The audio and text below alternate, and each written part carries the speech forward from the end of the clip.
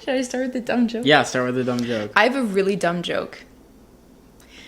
What was the Baker's favorite sci-fi book? Oh, gosh. I have no idea. Bread Rising. Bruh. Golden Sun was insane, to say the least. Yeah. Yeah, we have a lot of thoughts. But before we get into our spoiler thoughts, a quick summary of the book. If you don't know what Golden Sun is about, then you probably don't know what Red Rising is about. And this is probably not the first video to start with. We have a Red Rising review, so start with that. Golden Sun follows the story of Darrow after his events at the academy, after graduation, and we get to follow him figuring out what he's supposed to do now. He has not heard anything from the Sons of Ares for years, and he feels like something's wrong. Without spoiling a lot, so many things happen, and it kind of feels like The Empire Strikes Back from Star Wars, slightly. That kind of plot, continuation of a trilogy. It's the middle book of a trilogy. So yeah, that's, without spoiling, that's kind of what this book is. It's a lot more of the political intrigue versus the Capture the Flag Academy setting that we had in the first book. Definitely different from the Hunger Games type style from the first one, which was good. It was really good. This one is more of the, infiltration that we were promised with the first book. So it's great. Content warnings before we dive into spoilers. Probably about the same content warnings as the first book. There are some scenes, but again, they're fade to black. You don't actually see what happens. Yeah. There was one scene in particular that I was a little worried, and then they cut it off before anything happened. Even then, things were vaguely described. Yeah. You know what's going on, but you don't know the details, which I still appreciate. So Pierce Brown, thank you for not going into all that. There's still some language. I don't think there's any F-bombs still. I don't think so. But everything other than that, they have. Yeah. And it is an adult book, so there are there's still some themes. Yeah. So just be aware this is an adult sci-fi book. However, again, content-wise, it's still a little bit more on the cleaner side than you would expect from something that's marketed as adult. Yeah. So, be aware of all that, but that's kind of it. Yeah. Honestly. Shall we move on into the spoilers? Yes. Yes, okay. So, first off, we have plot. What did you think of the plot? Oh, it was beautiful. It was beautiful. I just... parts of it pain me. The beginning, the middle, the end. It was good all the way through. Again, I have to say this is I think this is one of the specialty cases where in a series the second book is just as good as the first. Nice. Interesting. I did like the first book a little bit better, just because I really liked the Capture the Flag, Hunger Games type feel. However, this book still was a lot happened. Yes. A lot happened. And a lot that happened was really, really good. So good. And tragic. If you've read the book, you know. Honestly, we should address the elephant in the room. Do you want to talk about the ending? Yeah. Yep. Oh, the ending killed me. Seeing his friend betray him. Rogue. How could you do this? How could you do that to me? Oh. Yeah. And then we all stinking knew that it was Mustang warned him. Never trust her brother. And what does he do? He doesn't necessarily trust the jackal, but he does leave him kind of ignored. Yeah, he just leaves him be. And I'm like, this is a festering issue that you need to destroy. And he just let it grow. And then next thing you know, we see Ares' head in a box. And spoiler, It's Fitchner. Yep. Yeah, I was not expecting Fitchner to be Ares. He was there from the start. Yeah. Literally, because Ares, I think it's the Roman. No. Ares is the Greek god. Mars is the Roman equivalent god of war. So I find it very interesting that at the very first book, he was the proctor for House Mars. Yeah. And he's Ares. So that was very interesting. I like the little foreshadowing in there in book one that we just didn't even pick up on either. I know. Well, no one knew. Yeah. No, but but it was good. Pierce Brown knew. Yeah. He wrote it that way. Yeah. It's like, this is going to get people later. Yeah, I was not expecting the plot twist of Fitchner being Ares at all. Because then I was like, wait a minute. Severo. Yeah, Severo knows. Mm-hmm. And then we find out that Severo was actually the child of a Red. He's a half-breed, which is crazy to think about because that's why he's shorter than everyone. That's why that's why he's not as handsome as all the other golds. It's because he's a half-breed. He's a gold and a red. And I mean that makes him joining Darrow's cause even more greater, and it's like I love that. And their bond, their friendship grows throughout this book as well. And Darrow finally trusts him with revealing who he is. And then on top of that, we get to see Darrow do some of the coolest things I've ever like it was just some epic scenes.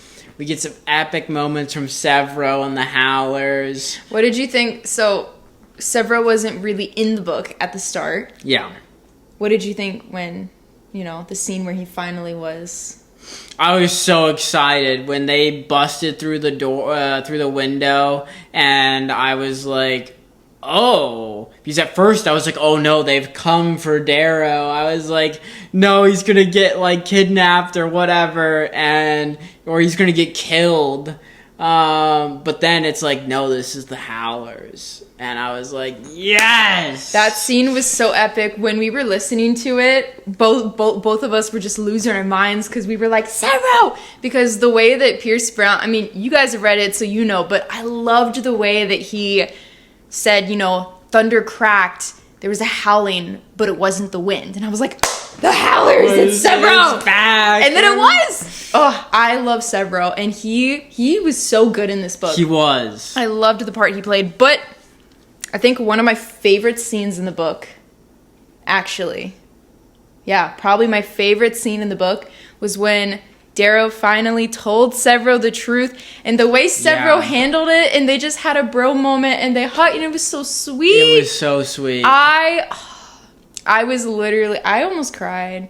It was very sweet. That was probably my favorite moment in the book. There's so much that happened. I mean, there's so many other things that are really good, but I think that, just because I love Severo, I love their relationship, and that was good, but there's a better emotional scene. And let's address the elephant in the room. What? Darrow goes back home. Yeah. His chat with his mother was just the most heart-wrenching conversation. Yeah. Tearing up on the I literally turned to Abby and I was like, I'm gonna cry. This is so gut-wrenching. So what about it made it sad for you? Well, for me, she had a stroke. She's now taking care of the remains, the aftermath of what had happened. We find out that Eo's parents or her dad killed himself. I think so, yeah. I think his uncle's dead too. Yeah, his uncle's dead, but Darrow thinks that maybe there's a chance that he escaped because it said that him and his wife both disappeared and they went down the mine. Maybe so they all thought it was a mining accident, but for the both of them to disappear. Yeah, maybe it is. Maybe it'll be a book 3 thing. Yeah, maybe it's a book 3 thing. I don't know. I mean, foreshadowing, whatnot, maybe. But then Mustang finding out, I didn't like that whole like they like left it off at a very like cliffhanger moment. Yeah, that was weird. At first I thought that there was something wrong with their audiobook because the chapter ended with kind of this open-ended question to Mustang of like, you know the truth, what are you going to do with it? What are you going to do? And then the next chapter goes and he's in a parade in like one of the Mars cities and it's like a victory parade and being like, crowned Golden Sun. Yeah, so I was very confused. Like, did we miss a chapter? Yeah. I don't know. If we did, please comment because I don't know. It just felt very abrupt. And then it kept mentioning throughout the chapter that Mustang wasn't with him, but we didn't get like full. We didn't clarification. We didn't get closure on that. It just felt really weird. Again, I still feel like maybe missed an entire chapter, but so that was really weird. Unless he's just going to bring it back in book 3, but I feel like that's just a really weird thing to leave. Yeah, I don't know. I don't know. Just like plot wise and just the flow of it. That was the only thing that I didn't like. But other than that, the rest of the plot was insane. What about, so we knew that him and Cassius were going to have some kind of face-off. So the gala. What a scene. I have been wronged. Standing on the table. What a epic moment. I mean, to be frank, he was just giving off so much aura. But no, it was great. It was honestly wonderful. I loved the scene. There was just so much power to it, and I was like hanging on to his words, just being like, what is coming next? And then not only that, but he goes and fights Cassius and destroys him, cuts off his arm, is playing with his food. Mm-hmm. And then you find out, oh yeah, he's being taught by you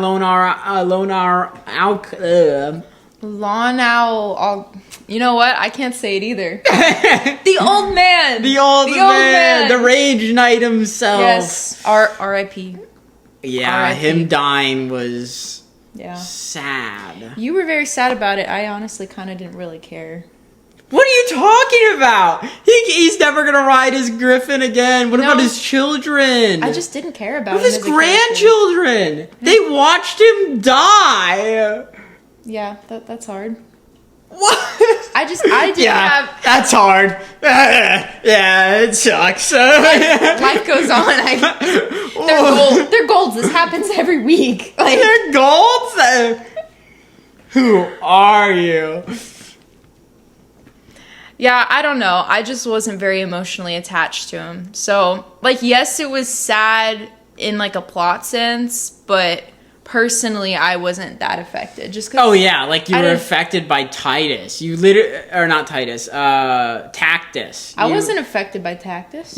After he was murdered, you're like, he could have been saved. Well, yes. And you were like, why'd they do that? Keep in mind, the chapter before, she said, I hate Tactus. And I still don't like him, but Darrow was literally, like, starting to change him a bit. And then the old man just killed him, so maybe that's why I didn't care about him dying, because he took away the chance. I love a redemption arc, so I thought that we were going to maybe get one. Now, again, I hate Tactus. I don't miss him. But for the sake of the plot and the redemption arc theme, we could have had something great. There could have been something been something great. I wonder if we're going to get some kind of redemption arc with Rogue in book 3, though. I don't think so. I think he called him, you are no longer my brother. You are red. Like, you know, things could happen. They were friends once. They were good friends once. Look, maybe it could happen. Maybe it could happen. Maybe Rogue could turn around. Someone has to have a redemption arc. Bro stabbed him in the back. Someone has to have a redemption arc. There doesn't need to be a redemption arc. There doesn't need to be. He's out for blood. This is the Reaper we're referring to. Well, yes, but he takes a chance on everybody. So and that's his issue. He takes too many chances. Guess who he let live? Huh? The Jackal. The Jackal. Yeah. The Jackal. Let's talk about that, huh? What if the Jackal gets a redemption arc? That would be something. He deserves to die. That would be I want to something. see him rot. I want him to die a painful, brutal death. I'm just gonna give you a mouse voice as you rant about that in edits. Yeah. No. It'll be funny. Just watch. It was a long book, Yes. but it was a very good And it book. wasn't that long though, but so much happened in this book that I'm still that he's just like collecting all the colors and gathering his army, and I He really gave- liked with the obsidian. Yeah, he gave the obsidian Eraser. Yeah. and that was such a good moment. And then also, I love that their relationship, him with what is his name? I'm forgetting. Ragnar. Yeah, I think so. Ragnar, yeah. So he literally, their relationship was great because he tells him that he's a red, and then Ragnar's like, oh, and then chooses to follow him willingly, even though, and it's like the brainwashing that was like he went through, and he's like, no, you're a gold, like you're a god, and Darrow's like, no, I'm not, I'm a red. Yeah. It was great. And also just that he like kept trying to tell all these people like we're not colors, like we're not like segmented off into these like into this hierarchy, like we're all human, like trying to remind, because it was really sad with like the obsidian guy. Again, Ragnar I think is his name, probably not saying it right, but it was just really sad the way that he just actually viewed himself as an animal, as like not a person, and then all the gold seen him being like, you can't give him a razor, he's an animal, like all just like reinforcing that, but how like Darrow was able to help him see like no, and then actually seeing Ragnar like accept that and reshape his like identity, I guess, in a sense of like, no, I'm not an animal, I'm a human, like I'm a person. I don't know, I really liked seeing the way that Darrow's kind of forming this kind of like his own rebellion, his own group. And I think that now that Fictioner, Ares, is dead, I think that that's going to be what sparks, or I guess not even what sparks, but forces Darrow to now to become Ares in his place. Well, I loved the scene where he took command and was like, the Reaper sails to Mars and calls for an iron rain. Yeah.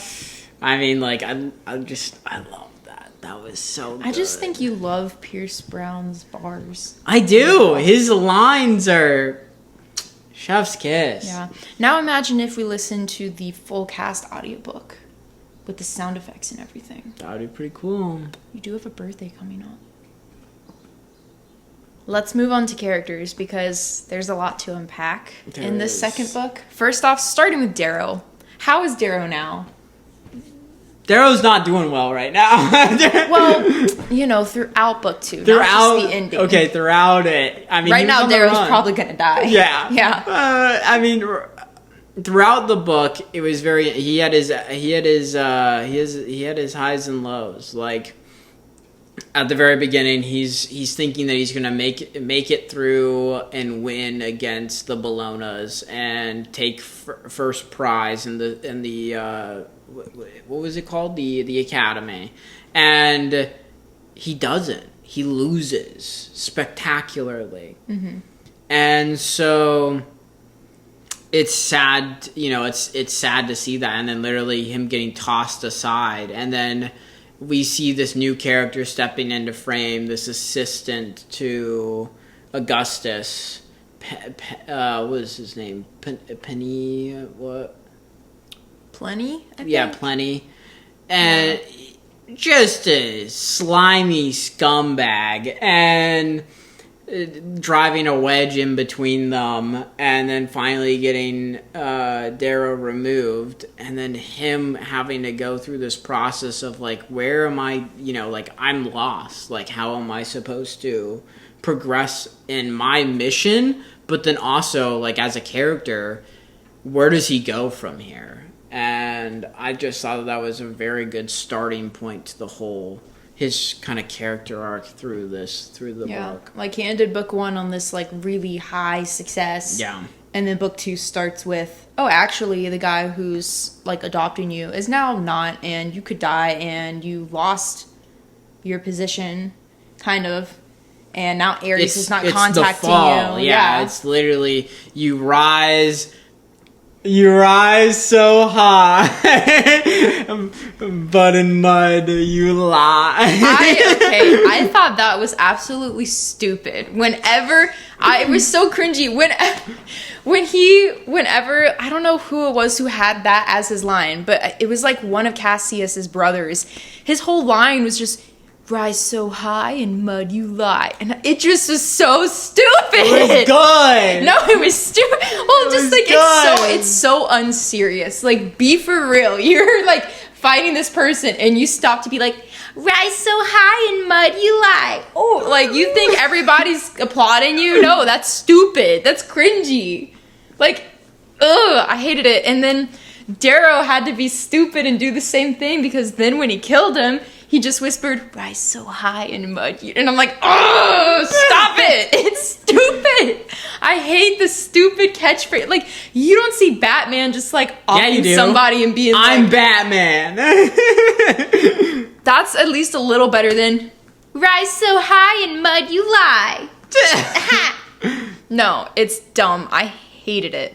Pierce Brown, what were you thinking? It was beautiful. You wrote so many good things. Why'd you have to give them a cringy catchphrase? Have them say it once, but don't have them say it every time they're like killing someone. It's stupid. It's stupid. I hated it.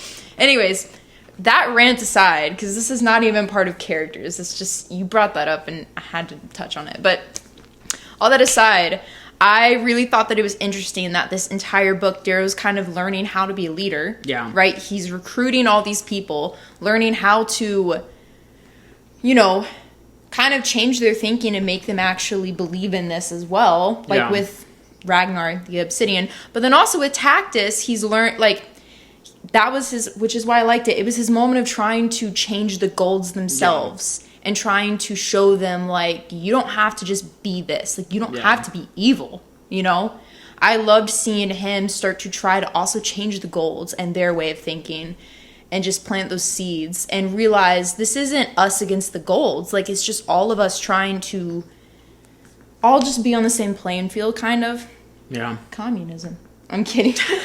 But then at the very same time, he's missing a very crucial part of being a leader, which is still nurturing the relationships with the people that are loyal to him. He screwed up with Rogue. Which is exactly, he wasn't mending that friendship. And, like, there was times where I was like, dude, just go and talk to him. Like, go and have this conversation. He's like, oh, well, I'm talking with Mustang. Or, oh, I gotta do this. And, like, there's periods of time where he could have done that, but he chooses not to. And Mustang kept telling him too, you need to repair your relationship with Rogue. Like, she kept telling him. And I think that, again, I'm not too sure, but I think that he was taking Rogue's loyalty for granted. He was. He didn't think that he needed to nurture that. And I think that throughout this book, while he's learning how to be a better leader, because that's something that he was learning in book 1 too. Yeah. Now it's even more solidified in this book, but he's also seeing the very grave mistakes he's making as a leader. And he even acknowledged betraying him. Yeah, he even acknowledged the fact that, oh yeah, this is an issue, I need to repair this. But then he, like, always said afterwards, oh, but Rogue is my brother. And it was like, so was Cassius. And then he stabbed you in the gut. It's like, yeah. Come on. And then he paid for that at the very end. Yeah, I feel like he makes the same mistakes, and every single time it's his character flaw, his pride. His pride gets in there and screws him up. But then it's not only just his pride, it's his willing to trust others to absolute, like, fault. Like, even someone that you know you should not trust. Like, everyone tells you, don't trust the Jackal. Yeah, he doesn't seem like a bad guy. Like, he should have learned this from literally Pax's death. Should have been the learning moment. Okay, this guy's a monster. I think he also forgot the fact that this was the very dude that, like, was willing to cut off his hand to escape and wasn't even really that phased. It was Yeah. very disturbing. And I think he forgot this entire time who the Jackal was, because the Jackal was doing a very good job of playing the part of, oh, I'm defeated, I've lost, I'm laying low, I'm not anything to be concerned about, when the entire time he's plotting what happened in the ending. And it was just very interesting because Mustang was warning him about that too. She was warning him about Rogue and about the Jackal, and he was not listening to it.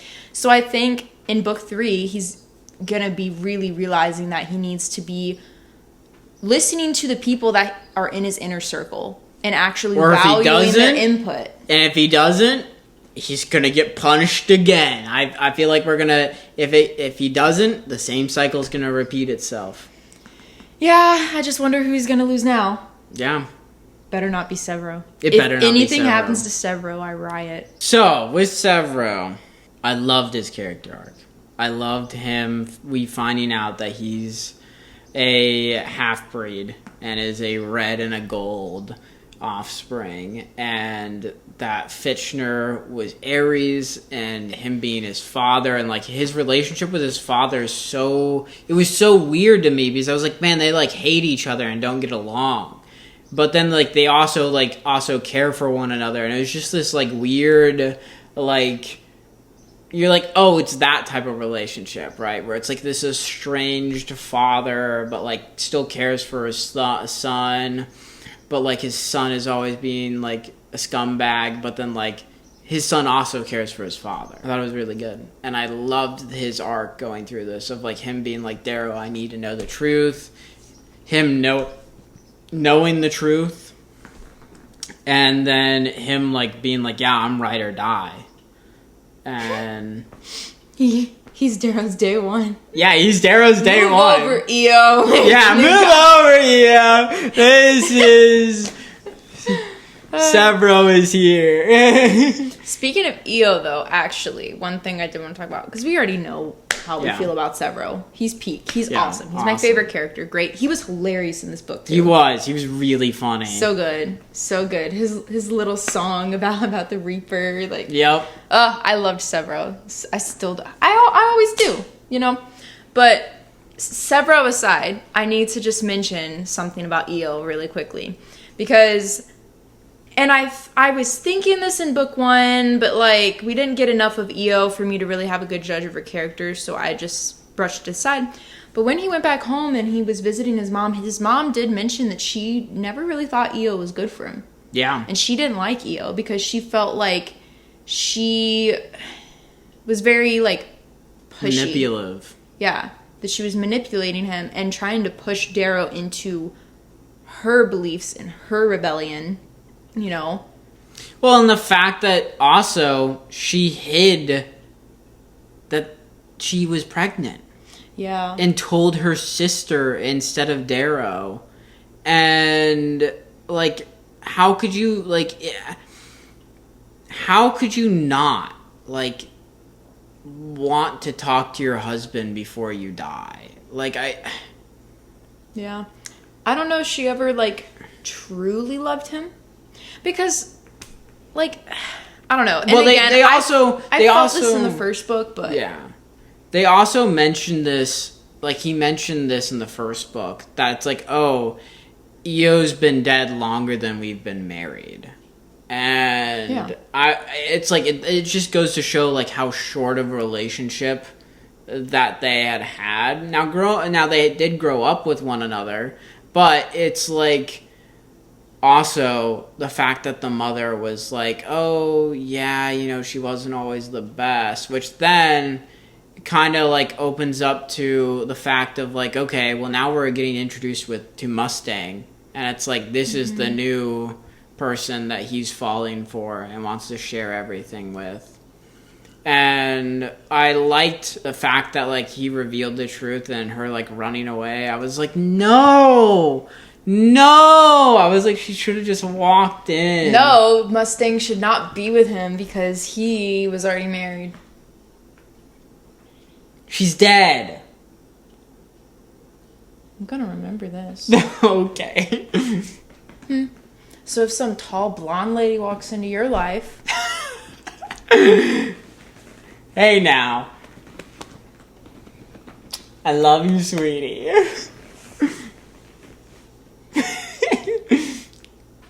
Alright, so we should move on to Mustang, shouldn't we? We should move away from Mustang. Okay, well, Mustang's no good. Mustang's bad for Darrow. Darrow must be alone forever. So we clearly see where Abby lies on this. But Yeah, I don't like it. I still don't like it. And I will never like it. Ever. No matter what happens. I will never like it. alright, we gotta talk about Augustus's play throughout the book. Him being a driving force for Darrow, like sort of sending him off into the direction, and then needing to be rescued, getting rescued, then him being like, oh yeah, actually you're like my son now. I want you to be my son, and I in fact want you to marry my daughter. Yeah. And he's like, I'll give you everything. And then he gets murdered. He gets killed. Augustus was killed? Yes, Augustus was killed by guess who? Who? The Jackal! Do you not remember the ending? The Jackal comes over, asks his father to love him. The father's like, you're not even my son. I should have let you die. And Jackal just goes, fine then, kills his father, and you get to see the moment where Darrow literally says, it's like something in him turned off. And he goes, that flickering hope of humanity that was left in him, gone. And so it's like we see the Jackal finally embracing himself as the villain. Like, he is now the antagonist. Yeah, I didn't get any of that. I didn't know that Augustus died. I thought it was just the old man and... No, Harry. Augustus died. He was murdered by his son. I didn't know that the Jackal... I wish I paid attention in that scene, because that sounds epic. It was! To my defense, I was farming in Stardew Valley. I was planting my fall crops. So I was focused on that at the time. And then I heard stuff that happened, and I came back into the book, and I was like, oh my gosh, this is crazy, as I'm still farming and stuff. But I think I missed that crucial trigger for the entire event. But Because that's going to be the third book. The third book is going to be him versus the Jackal. yeah, I'm gonna pay attention. I'm not gonna play Stardew Valley on my list. Okay, sweetie. Dang, I didn't know that happened. That goes hard. Yeah. That's pretty epic. Yeah, no Dang. crap. No. Dang. Yeah, that's wow. Well, that's pretty cool. I like that. Good to know. Yeah. I don't really have anybody else to talk about. I don't either. Those are kind of the main ones I wanted to touch on. I think that kind of wraps everything up. I mean, all the other characters are good too. And we kind of talked a little bit about Rogue, but I mean, I still think maybe he could have a redemption arc. Nah. In book 3. What about if we get to see another character's redemption arc? The Jackal. No, not the Jackal does not deserve redemption. What, Cassius? Yeah, what if we get a Cassius redemption arc? We could. It would be interesting. Maybe. But I want it to be Rogue. I don't think it's going to be Rogue. I think I Rogue want it to be deserves to Rogue. die. No, He's no. Judas. He's No. got to go. No, Rogue. He's gotta be Justice hung. for Rogue. Redemption for Rogue. No. Yes. No, when we come No. back and we do the third book review, Rogue will be redeemed and he will be great. he will be dead in the ground. No, he won't. He will be fine. He will be happy and Dead. besties with Darrow again. Dead. They'll have a whole friendship bracelet and like a little handshake that they do. They'll be fine. They'll be good. They'll say, my bad, man. Blood for blood. No forgiveness. Joy, peace, happiness, laughter, right? Ha! Because this is what that book is about. Yeah. Really? Yep. That's what this whole series is about. Love, laughter, happiness. That's why we got the ending we did. Anyways, okay, let's move on to prose. All right. His prose is epic, except Yeah. for that stupid line. Epic. No, it's Epic. absolute. It literally rhymes. If you're saying some kind of cool epic catchphrase and it rhymes, I'm sorry, but you sound like Dr. Seuss. You're not cool.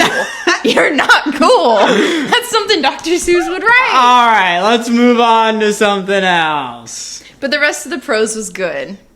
Yeah. The rest of the prose was good. There were some good lines. Again, I am Darrow of House Augustus, and I've been wronged. Yeah, there was. It's there like was some Darrow of bars. something, but like the whole "and I have been Darrow wronged." This is out like- Andromedus, and I have been wronged. I've been wronged having listened to that stupid catchphrase every time in the book. That's how I've been wronged. Pierce Brown, I'm Abby Wiggin, and I've been wronged. Delete that catchphrase. Never. It was peak. Emotional damage. All of Normally it. I say impact, but I'm saying Everything. damage because that's all there was. All of it. Yep. The only good thing was Severo and Darrow being besties now. And being tight. They're close. Like, Severo's why? epic. Why? His mother had a stroke. Yeah. She's dying. Like, Yep. And he even told her the truth that, hey, you guys are mining for nothing. You guys should go to the surface. And she's like, why? she's like, why? This is all that we know. This like, is all that there is. just like the hopelessness of like, even if the Reds know the truth, like, they're not gonna want Yeah. to. And then it's like, then on top of that, we have all the other garbage that happened throughout the book where it's like people just die. People just dying left and right. Mm-hmm. And I was like, oh, yeah, that's awesome. And I was like, no, it sucked, but it was good writing. it was good writing. It was good writing. I actually found out recently, which I told him about, that Pierce Brown apparently has this hat that he pulls out of, and he has the names of all the characters except one, probably Darrow. He didn't specify, but I'm assuming Darrow. And when he's writing the books, because he said that war's random, he wants to incorporate that randomness of who lives and who dies. He literally pulls out a name from the hat, and he has to kill off that person somehow, which I think that's very cool. Diabolical, but it's cool. I said cool, but yeah, diabolical also is, yeah. It makes me nervous though, because now I know for sure nobody's safe. No one has plot armor except Darrow. Yeah. So again, Severo better not die ever, because he's epic. I love Severo. He's great. We do love Severo here. Yeah, he's the best. He is great. All the love for Severo. Yeah. How would you rate this? 10 out of 10. Great book. 9 out of 10. Because three things, actually. Yeah. 8.5 out of 10. 8.5? Listen, I have my 3 reasons. I forgot the first reason. but Clearly it's not a good enough reason to no, give it an 8.5. I remember. First reason, I really liked the Hunger Games setting with the Capture the Flag. So I did like the first book a little better. My second reason is Mustang. I hate her.